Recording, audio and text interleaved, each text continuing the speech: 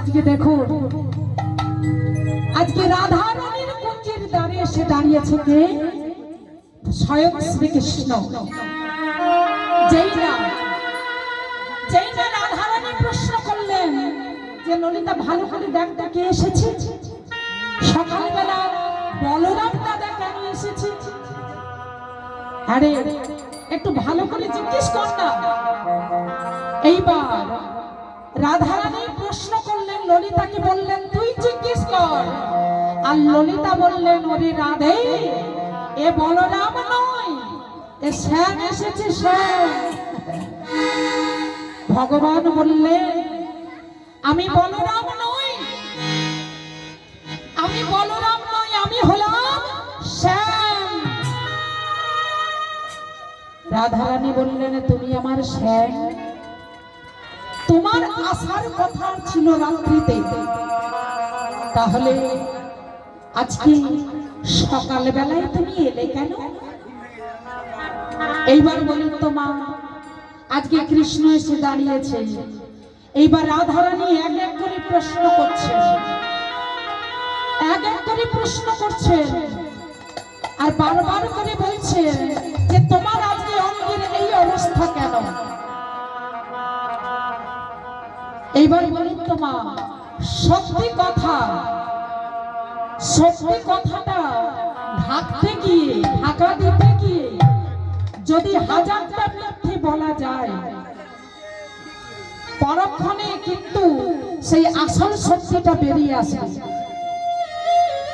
কি মা, আসবে তো? পরক্ষণে আসল সত্যিটা বেরিয়ে আসে। তো মা আজকে দেখুন, গোবিন্দ বলছেন, আমি বলরাম নই, আমার নাম শ্যাম। হরি বল, হরি বল। এইবার রাধারানী বলছেন, রাধারানী বলছেন, বলো গোবিন্দ, তুমি যদি আমার শ্যাম হও, তোমার আসার কথা ছিল রাত্রিতে, তা তুমি সকাল বেলায় এলে কেন? তা তোমার পরনের বেশভূষা এমন কেন? মুখটা নীলবর্ণ পদ্মের মতো একেবারে শুকিয়ে গেছে। গোবিন্দ বলছে, শোনো, মুখটা কেন শুকিয়ে গেছে জানো? রাত্রিতে আমার মদন জ্বর হয়েছিল, সেই জন্য আমার মুখটা শুকিয়ে গেছে। ভালো কথা, রাত্রিতে মদন জ্বর হয়েছিল, মুখ শুকিয়ে গেছে, তাহলে বলো তো তুমি পরনে নীল বর্ণের বসন কেন করেছো? আহা নীলাম্বর বহু পহিরলে, নীলাম্বর বহু পহিরলে, নীলাম্বর বহু পহিরলে, নীলাম্বর বহু পহিরলে, পীতাম্বর শাড়ি, পীতাম্বর শাড়ি, পীতাম্বর শাড়ি, পীতাম্বর শাড়ি, নীলাম্বর বহু পহিরলে, নীলাম্বর বহু পহিরলে, পীতাম্বর শাড়ি, পীতাম্বর শাড়ি। তোমার বসন ভূষণ কেমন হলো? বসন ভূষণ কেমন হলো? বসন ভূষণ কেমন হলো? বসন ভূষণ কেমন হলো? এমন তো আগে দেখি নাই, বসন ভূষণ কেমন হলো? আগে তো এমন দেখি নাই, বসন ভূষণ কেমন হলো? আগে তো এমন দেখি নাই, বসন ভূষণ কেমন হলো? আগে তো এমন দেখি না, বসন ভূষণ কেমন হলো? হরি বল, হরি বল, জয় রাধে রাধে শ্যাম। এইবার বলছে, তুমি কপালে কেন সিঁদুর দিয়েছ? তোমার ভক্তগণ তোমাকে ভালোবেসে তোমার কপালে চন্দনের টিপ দেয়। কি মা, ভগবানের কপালে কিসের ফোঁটা দেওয়া থাকে? চন্দনের ফোঁটা। তাই এবার রাধারানী প্রশ্ন করছেন, বলো গোবিন্দ, তোমার কপালে কেন দেখি আজকে সিঁদুরের ছাপ? বলো গোবিন্দ, তুমি এমন সিঁদুরের ছাপ তো কোনোদিন আমি দেখি নাই। তোমার ভক্তগণ তোমাকে ভালোবেসে তোমার কপালে চন্দন পরিয়ে দেয়। আজ তুমি সত্য করে বলো, সিঁদুর তুমি কোথায় পেয়েছো? গোবিন্দ বললেন, আমি যখন গতকাল রাত্রিতে যখন আমি বাড়ি ফিরে গেলাম, আর বাড়ি ফিরে যাওয়ার পরে আমার মা আমাকে বলল, ওরে গোপাল, শোন গোপাল, তুই তুমি আজকে গৌরী আরাধনা করতে চল। আর যেই না গৌরী আরাধনা করতে গেলাম অমনি আমার মা আমার কপালে সিঁদুরের টিপ পরিয়ে দিল। রাধে রাধে। ভক্তিমতী মায়েরা চলুন আজকে একবার সবাই মিলে বলবো নিতাই গৌর প্রেমানন্দে হরি হরি হ্যাঁ, একটি ভজন আস্বাদনের পরে বাকি কথা আস্বাদন করবেন। রাধে রাধে। চলুন আজকে সবাই গাইব তু আর নাদে গোপাল। কি সবাই গাইবেন তো? একটু বাহু উত্তোলন করে তুলুন দেখি, চাদরের ভেতর থেকে হাতগুলো বের করবো। ঠান্ডা লাগছে, ঠান্ডা চলে যাবে। আমাকে দেখুন, আমার কি ঠান্ডা লাগছে? আমি নাচছি, দাঁড়িয়ে আছি। হ্যাঁ, আপনাদেরও গরম লাগবে। হাতে তালি দাও, নাম করো, গরম উঠে যাবে। হ্যাঁ, বাহু তুলে দেখি, তুলুন তো দেখি। সবাই সবাই রাধে রাধে। তু আর নাদে গোপাল ও মনে লেলে তু না।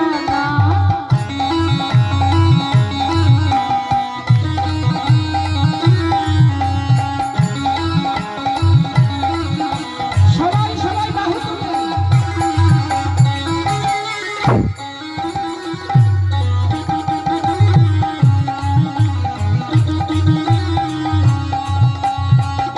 বাহু তুলে তালি দিয়ে।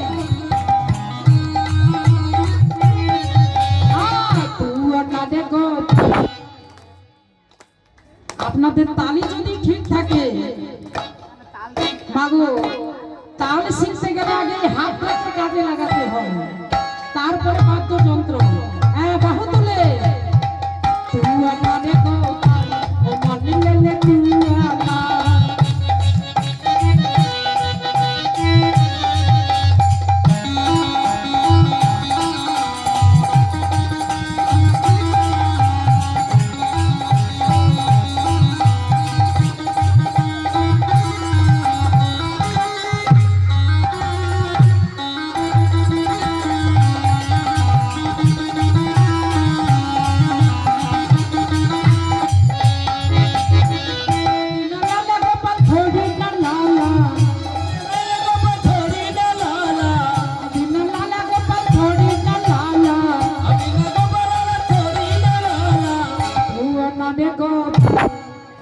জয় জয় রাধা রানী কি,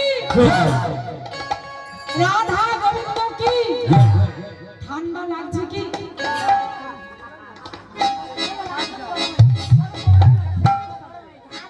গরম লাগছে? হাত গরম হয়ে গেছে। তুয়া নাদে গোপাল ও মনে লেলে তুয়া না।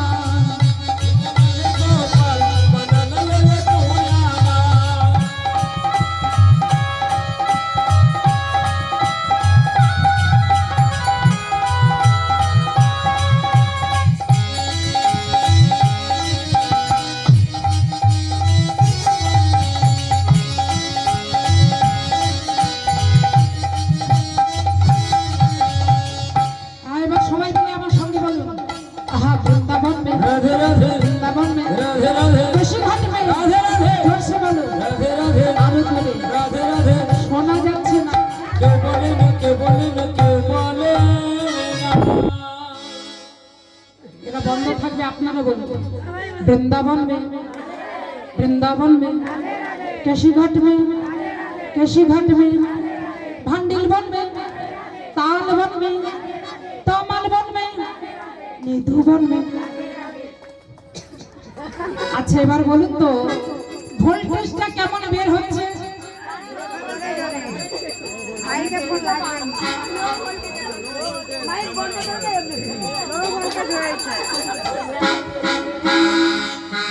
হ্যাঁ, সবাই রাধা রানী কি, রাধা গোবিন্দ কি। বৃন্দাবন মে বৃন্দাবন মে বলেনি।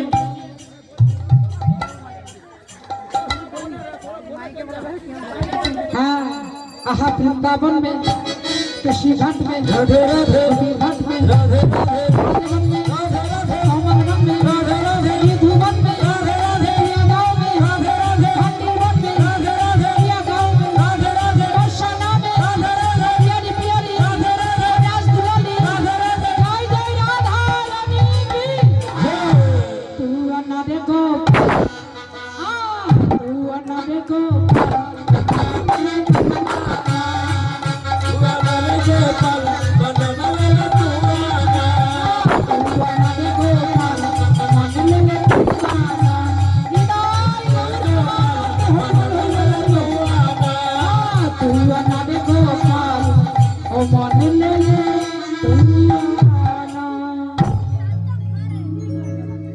হরি বল জয় রাধে রাধে শ্যাম।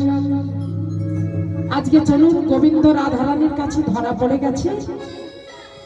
এইবার গোবিন্দ বলছে শোনো গোবিন্দকে আজকে রাধারানী বলছে শোনো গোবিন্দ, আজকে তোমার নয়নের কাজল তোমার গণ্ডস্থলে দেখতে পাচ্ছি। হরি বল গোবিন্দ, তুমি কালে কাজল দিয়েছো? ও গোবিন্দ, তুমি কি আজকাল তোমার গণ্ডস্থলে কাজল করা শুরু করেছো? আজ ভগবান কোনো কথা বলতে পারলেন না, ভগবান কোনো কথা বলতে পারলেন না। রাধারানী বুঝতেই পারলেন যে আজকে গোবিন্দ আমার কাছে গোপন করছে কোনো কথা। বেশ, আজ আমি কোনো কথা বলবো না। তাই রাধারানী অভিমান করলেন, এখান থেকেই অভিমানটা শুরু হলো, এই জায়গায় অভিমানটা শুরু হলো। রাধারানী গোবিন্দের উপরে অভিমান করে নীল বসন দিয়ে বদনটা ঝেপে দিলেন, আর কোনো কথা বলছেন না। রাধারানী ঘোমটাটা টেনে বসে আছেন। এমনি সময় আমার গোবিন্দ রাধারানীর কাছে গিয়ে ক্ষমা চাইছে। গোবিন্দ রাধারানীর কাছে ক্ষমা চাইছে। রাধারানীর চরণ তলে বসে বলছেন, রাধে, আজকের মতো তুমি আমাকে ক্ষমা করে দাও, আজকের মতো তুমি আমাকে ক্ষমা করে দাও। কিন্তু রাধারানী কোনো কথা বললেন না, কোনো কথা বললেন না। অহংকার করে, অভিমান করে আজকে শ্রীমতী রাধারানী বসে রইলেন। আর এমনি সময় আজ আমার গোবিন্দ রাধারানী চরণ তলে বসেছে। এইবার দেখুন, অভিমান করলে 7 প্রকারের 7টা নীতি আছে। 7 প্রকারের নীতি, যার দ্বারা অভিমান ভঙ্গ করা যায়। আমাদের প্রত্যেকের সংসারে, প্রত্যেকের বাড়িতে কোনো না কোনো কারণে স্বামী স্ত্রীতে দ্বন্দ্ব বাঁধে। আচ্ছা, স্বামী স্ত্রীতে যখন দ্বন্দ্ব হয়, আচ্ছা বলুন তো মা, অভিমান করে থাকলে কি সংসারে ভালো লাগে? রাধে, এইবার বলবেন তাহলে সেই অভিমান ভঙ্গ করবো কি প্রকারে? রাধে, বাবার বাড়ি চলে গেলে, হ্যাঁ, বাবার বাড়ি চলে গেলে অভিমান ভঙ্গ হবে না, তাতে সমস্যা আরো বাড়বে। না? 7 প্রকারের নীতি: সাম, ভেদ, দান, ক্রিয়া, নতি, উপেক্ষা, রসান্তর। সাম, ভেদ, দান, ক্রিয়া, নতি, উপেক্ষা, রসান্তর। এই 7টা প্রকারের নীতি আছে মা। এক এক করে আমি বলবো,